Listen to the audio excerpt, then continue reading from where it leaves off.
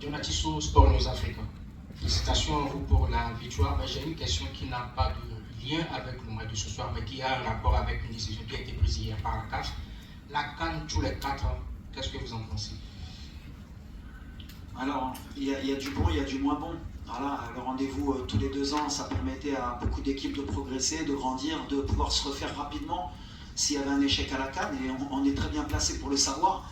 Voilà, si on loupe une CAN, il faut attendre 4 ans après pour essayer d'en gagner une. Ça va être de plus en plus difficile justement de s'imposer, mais en même temps, honnêtement, quand on voit les problèmes qu'on a eus avec nos joueurs en Europe, voilà, aujourd'hui les clubs, les plus grands championnats, ils sont en Europe, les meilleurs joueurs africains jouent en Europe, il y a des intérêts, et beaucoup de joueurs africains qui sont sous-cotés dans les clubs parce qu'ils jouent cette CAN tous les 2 ans. Ça ne leur permet pas des fois de passer un cap, et c'est dommageable pour eux. Alors peut-être qu'il y aura un mal pour un bien, peut-être le fait que les clubs européens sachent qu'un Africain joue que tous les 4 ans la CAN, peut-être qu'ils mettront l'argent que méritent ces joueurs, et peut-être qu'ils feront plus confiance à ces joueurs parce qu'ils sauront qu'ils les perdent moins pendant la CAN. Mais voilà, moi je suis d'avis que le football est en train de changer. Je ne suis pas forcément avec ce football-là, mais il faut s'adapter comme avec ces joueurs et cette nouvelle mentalité. L'Afrique, je pense qu'elle progresse aussi. Je pense que cette compétition, elle est aussi forte que l'Euro. Parce que voilà, il y a des vraies équipes, maintenant il y a des vrais stades. L'Afrique va encore plus grandir, on verra la prochaine Coupe du Monde. Et dans les 15-20 ans, cette CAN, ça va être une compétition qui va être très suivie et qui va être vraiment compétitive, parce qu'il y a des jeunes joueurs de très haut niveau qui arrivent. Et donc la CAN, forcément, tous les 4 ans, ce sera un vrai rendez-vous que personne ne voudra rater. Donc voilà, il y a des intérêts partout. Moi, mon intérêt, c'est de voir le football africain grandir.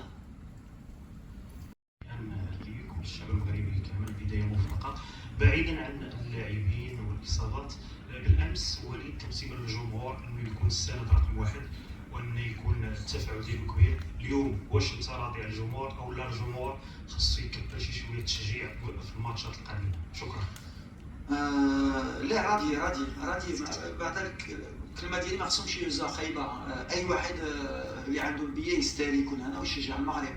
حك اللي بغيت هي يفهموا ملي باش نديو ان شاء الله كاس افريقيا ماشي غير اللعابه، ماشي غير الستاف، خصنا نكونوا مجموعين، وخصو موما ديك ملي جوستومون في لا بيريود بروميير ميطون ملي الكره ما باغيش تدخل ولا حنا شويه نحسين ولا كطرا شي حاجه، هما يبقاو مع الفرقه باش يشجعوهم علاش كيحسوا بها الدراري، والماتش كامل ماشي غير دي طون 5 مينوت 10 مينوت. اليوم غندير لهم النوت، اليوم كان احسن لي ماتش اللي دازو في الرباط ولا في طنجه، بحال اللي فاقوا شويه. بالحق اللي جايه غتكون انكور بليس صعيبه، غنطلب منهم انكور بليس بحال هما كيطلبوا منا، سي لوجيك باش مجموعين ان شاء الله. ملي غيكون صعيب الماتش هما يربحونا. ديما كنقولها لهم الدراري في الفيسير، كنقول ما كنلعبوش في 11، كنلعبوا ب 12. دونك ولا ديك 12 ماشي معنا، غنلعبوا غير ب 11. دونك هما خصهم يفهموا هذا الشيء، ماشي باش ندير هاد الجمهور يستاهل، لا المغاربه اي واحد يستاهل يكون هنا. بحال اي واحد خصو يشجع الفرقه وخصو يخرج من الستاد بلا صوت. هادشي اللي كنطلب منه، وان شاء الله باش نفرحوا مجموعين.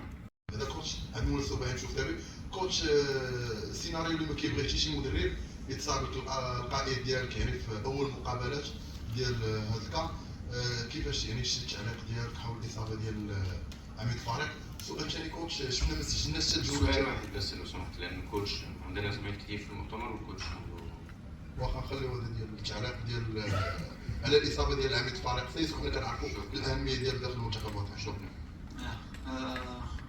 بحال اللي قلت لك، ملي كتبدا الكومبيتيسيون ماشي خايب، بالحق ديما عندي ديك لاتونسيون، ديك تفرح الجمهور وتدخل مزيان في لا كومبيتيسيون. بحال اللي قلت لك لو سيناريو ملي كتشوف ان بينالتي في الاول كتسكرو والكابيتان ديالك اللي عاونتي عليه في هاد لا كومبيتيسيون دوبليسا، تقدر تدخل لك الدوت. على هادشي انا فرحان مع هاد الفرقه، باسكو واخا هيدا فوالا نايف رجع لبلاصتو، يميك دخل في اليمين بحال اللي ما طرا والو، ياسين هاز الكابيتانا اللي كيستاهل. دونك كاينه في لو ستيل اللي نقدر نقول اون با دوتي، كنعرفوا باسكو بزاف مرات في لي 18 فيكتوار اللي درنا كونسيكوتيف، je sais plus, il faudrait que je revoie les statistiques, شحال ربحناهم في deuxième mi-temps. Donc voilà, on sait qu'on est une équipe en deuxième mi-temps, on monte en régime. Donc voilà, maintenant la correction aussi, باش نتهنى انا وتا الجمهور يتهنى، هي première mi-temps de marquer le plus rapidement possible quand même باش le jeu soit plus ouvert pour nous.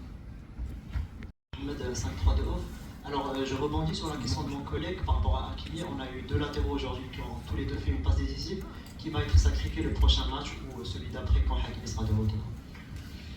Bah écoutez, pour le moment, la question ne se pose pas. Donc, pour le moment, Hakimi n'est pas de retour. Donc, pour le moment, ce sera les 2. Et puis, s'il est de retour, on verra. On peut rester avec un gaucher à gauche, on peut rester avec un droitier. L'avantage que j'ai, honnêtement, je ne vais pas me plaindre. J'ai 3 latéraux qui sont super parce que Anas Salahaddin, il est en train de passer un cap. En plus, avec nous, ça va être un très grand latéral gauche. On a Mazraoui, techniquement, c'est un des meilleurs joueurs à son poste. On a Achraf. Mais la compétition, on l'a vu aujourd'hui. Aujourd'hui, on a joué sans Achraf. Il y a des matchs, peut-être qu'on jouera sans Mazraoui, peut-être qu'on jouera sans Salahaddin. Le plus important, c'est que j'ai le choix et que je ne suis pas dans le doute. Parce qu'avant, sans Hakimi, on aurait été inquiet. Aujourd'hui, on peut se permettre de laisser Achraf récupérer et revenir. Mais ce qui est sûr déjà dans ta question, c'est qu'Achraf, il jouera. Bonsoir. Edov, félicitations. Hier, vous nous avez dit que peut-être tu vas jouer Hakimi, peut-être pas. Alors finalement, ce matin, quand vous avez réveillé, c'était quoi la décision que vous avez faite? Et avec Mazraoui qui a joué comme ça, est-ce que vous avez vraiment besoin de Hakimi peut-être ou peut-être pas? Déjà, on a besoin, oui, d'Hakimi, parce que c'est le meilleur joueur africain, c'est un des meilleurs joueurs au monde, donc il n'y a pas une équipe au monde qui peut se permettre de jouer sans son meilleur joueur. Et nous, honnêtement, avec un Hakimi aussi aujourd'hui, on aurait sûrement été meilleur. Mais comme tu l'as dit, Mazraoui, c'est un joueur fantastique et je l'ai toujours mis, honnêtement, dans la hiérarchie autant aussi fort que Achraf, avec d'autres qualités. Quand on a Achraf, c'est un autre style de jeu. Je pense que le style de jeu d'Achraf aujourd'hui nous aurait aussi aidé dans le couloir, peut-être plus. Mais on n'a pas pris de risque, c'est pour répondre à votre question par rapport à Achraf. Voilà, il revient, il est déjà revenu plus vite que prévu. On fait très attention parce qu'on a vraiment envie de le récupérer pour ce tournoi. On n'a pas envie de le récupérer juste pour 20 minutes ou pour un match. Donc on va voir là dans les 48 heures comment il est, pour voir s'il peut débuter contre le Mali. Et comme j'ai dit avant, est-ce qu'il débutera autant? On verra au dernier moment. Mais en tout cas, nous on est persuadés qu'il jouera dans cette CAN et on l'attend impatiemment. Je ne m'attendais pas à voir Soufiane Brahimi débuter le match. C'est un joueur qui joueur d'espace. On s'attendait bien à que cette équipe de Comores va défendre. Donc, au moment où nous avons inscrit, j'ai dit là, Soufiane, on va retrouver le Soufiane qu'on connaît. Et c'est là que Walid a décidé de le changer. Là, comme quoi, j'avais une autre lecture du match, moi, au départ. Je voulais un joueur habile dans la surface, qui puisse aussi combiner, parce qu'on savait qu'ils allaient jouer à 3 derrière. Et dans mon idée, alors peut-être que j'ai eu tort, c'était de mettre un attaquant plus mobile qu'un attaquant fixe pour ne pas faciliter les défenseurs adverses, comme ils étaient à 3, pour pas qu'ils aient plus de tranquillité. Après moi je le vois d'une autre manière, je le vois que Sofiane il a travaillé pour l'équipe, il a fait beaucoup d'appels pour que les 3 centraux à un moment donné puissent se fatiguer et pour que Ayoub ou Youssef puissent en profiter. Donc voilà, des fois ça marche, des fois ça marche moins bien, mais voilà, c'est des choix. Mais c'est vrai qu'on a hésité avec le staff au début de match, est-ce que Youssef, Ayoub ou Sofiane, mais moi j'étais parti dans l'idée que Sofiane, avec sa mobilité, avec ses appels de balle, avec il peut décrocher aussi pour pouvoir se retourner et créer des situations. Il l'a bien fait par moment, mais après, face à des blocs bas, c'est toujours difficile pour n'importe quel attaquant. L'idée pour nous, en fait, en général, et vous reverrez que c'est ce qu'on dit, en fait, l'attaquant qui débute, en général, il a du mal à marquer. Et celui qui rentre, il marque depuis certains mois. Quand Ayoub il a commencé, Sofiane rentre, marque. Quand Ayoub commence, Youssef rentre, marque. Si ça reste comme ça et qu'à chaque fois qu'il y en a un qui marque, moi ça me va. Mais en tout cas, voilà, comme j'ai dit, le plus important c'est que l'attaquant il travaille pour l'équipe. On a beaucoup de joueurs qui peuvent marquer, donc c'est le plus important. Mais ta question elle est très pertinente et elle était dans le doute au début de match. Salut pour le match. J'aimerais revenir sur le penalty, la petite séance qu'il y a eu entre Brahim et Sofiane. J'aimerais savoir si est-ce que tu as prévu une hiérarchie dans le tir de penalty ou ça a été selon la confiance du joueur? Non, le tireur officiel c'est Sofiane. Ensuite il y a Brahim. Après, comme dans toute équipe, Brahim il est très motivé pour cette CAN. Et je pense que peut-être il a voulu aussi se rassurer à tirer ce penalty. Mais à la fin, la hiérarchie elle a été respectée. Mais ça nous arrive de temps en temps qu'il se pose des questions qui y va, qui y va pas. Donc, mais à l'arrivée, le premier c'est Rahimi, le deuxième c'est Brahim. Et le troisième, je crois que c'est Ounahi. Comme ça, les adversaires ils le sont. because I think it's very important to be all together, because if we want to win this, we need to be all together. So it's amazing to play here in Rabat with all the fans, and it will help a lot for the next game, because the 3 points are always important, and like I say, we will keep improving because we want to beat our best level. Yeah, no problem.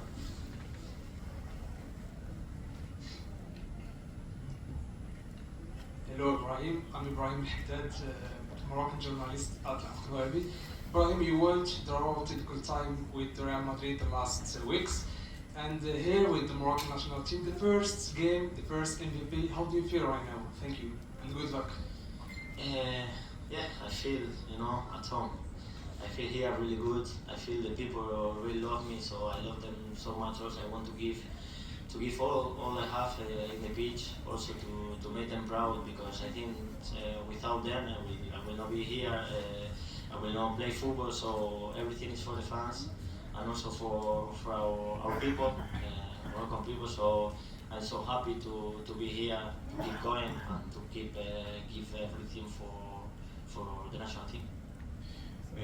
Total Energies man of the match of match number 1 of the Total Energies Africa Cup of Nations, Ibrahim Diaz. Thank you so much and congratulations. Thank you to everyone. Thank you. Yeah.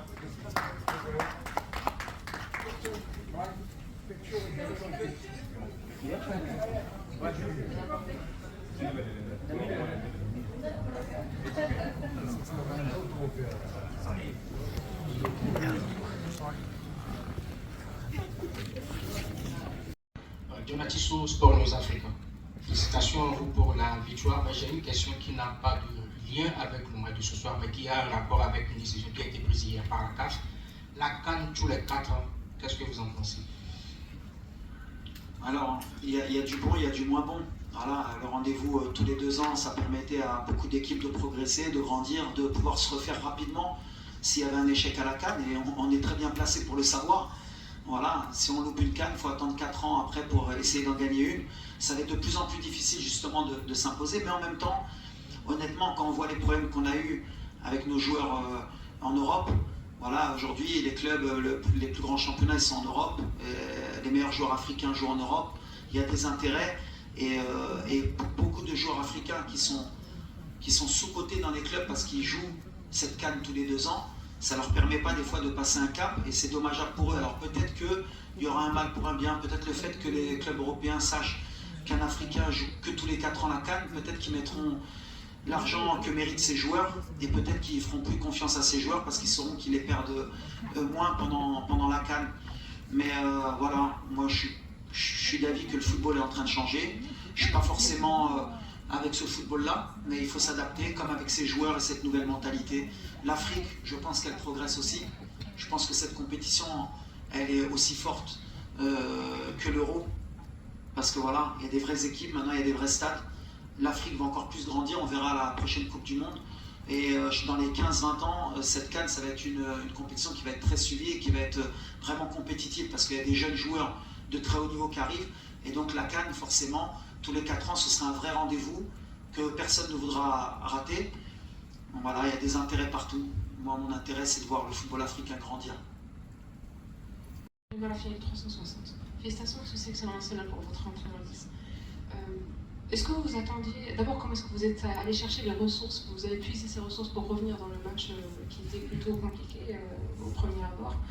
Et puis, compte tenu de ce que les Comores ont présenté aujourd'hui, à quoi est-ce que vous attendez face au Mali, qui va très probablement s'inspirer de cette belle équipe des Comores? Merci beaucoup et félicitations encore. Non, on a insisté à la mi-temps. Bon, déjà, on a quand même corrigé certaines choses qui ne me plaisaient pas, c'était important. Mais ensuite, l'avantage de cette année et demie et 2 ans, c'est que c'est les mêmes scénarios, vous avez vu les mêmes matchs à chaque fois. Donc voilà, on s'est dit de rester dans ce qu'on sait faire, d'être patient, et qu'en deuxième mi-temps, forcément, ils allaient craquer, parce que voilà, la débauche d'énergie que doit fournir l'adversaire quand il est aussi bas et quand il doit courir sans ballon, avec l'intensité qu'on met à la perte, ben nous aussi on perd de l'énergie, mais on a un banc qui permet de garder cette énergie. À un moment donné, à part sur un accident, voilà, on se doit de marquer. Donc c'est ce qui est arrivé. Donc on a repositionné certains joueurs en leur expliquant exactement qu'il fallait revenir à nos principes. À partir du moment où ils ont respecté les consignes, ben voilà, c'est beaucoup plus facile pour nous.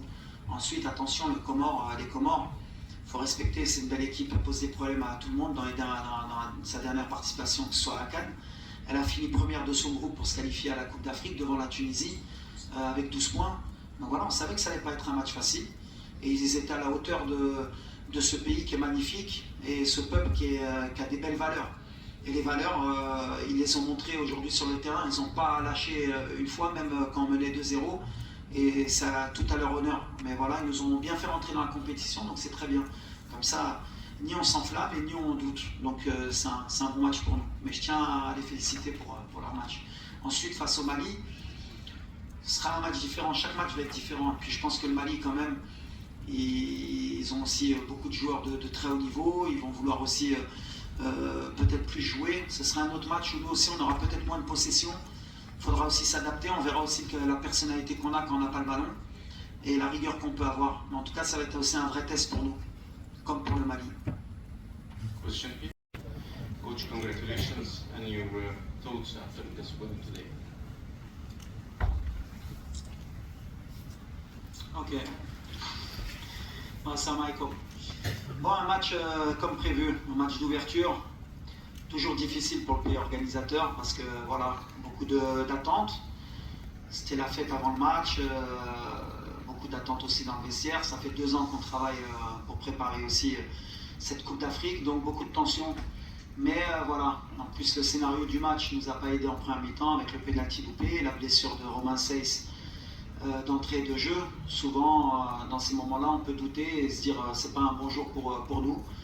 Mais on a joué avec nos qualités surtout, notre état d'esprit, de ce qu'on se fait depuis 1 an et demi. On est resté patient, même si en première mi-temps, on a manqué beaucoup de présence dans la surface. On a eu cette possession un peu que vous avez vu par certains moments dans l'année avec nos défauts, qu'on a vite corrigé en deuxième mi-temps. Et quand on les a corrigés, plus les Comoriens ont beaucoup couru en première mi-temps, beaucoup d'intensité, beaucoup d'énergie. On savait qu'en deuxième mi-temps, à un moment donné, ils allaient peut-être craquer. Et dès qu'on a mis un peu de mouvement, qu'on est passé par les côtés, qu'il y avait de la présence dans la surface, on a ouvert le score. Et après, le deuxième but de Ayoub qui a été extraordinaire, avec les mêmes principes. Donc voilà, 2-0, c'est mérité. Voilà, on aurait peut-être même pu aller mettre un troisième. On s'est un peu relâché dans les 5-7 dernières minutes, ce qui peut un peu pas m'énerver, mais mériter, parce qu'il faut rester concentré et respecter jusqu'au bout. Mais c'est très très bien pour le public, pour l'équipe. Et on sait qu'on va monter en puissance. De toute façon, l'objectif, c'est pas d'être prêt et de faire le meilleur match possible dès le premier match. Donc voilà. Bonsoir, coach Moussa Mazinohé du journal Al-Bayan en face. Pardon. Bonsoir. Ma question concerne l'état de santé de Romain Seyss, si on peut avoir plus d'informations, merci. Romain, on n'a pas encore le diagnostic exact. Il a ressenti derrière le genou. Est-ce que c'est musculaire? Est-ce que c'est autre chose? On va voir. Aujourd'hui, je ne peux pas vous dire s'il est sorti, est-ce qu'il a vraiment ressenti quelque chose. Donc ça va être établi rapidement. On espère que c'est pas grave pour qu'on puisse le récupérer dans la compétition. Parce que voilà, comme je l'ai dit, c'est un joueur d'expérience maintenant. Voilà.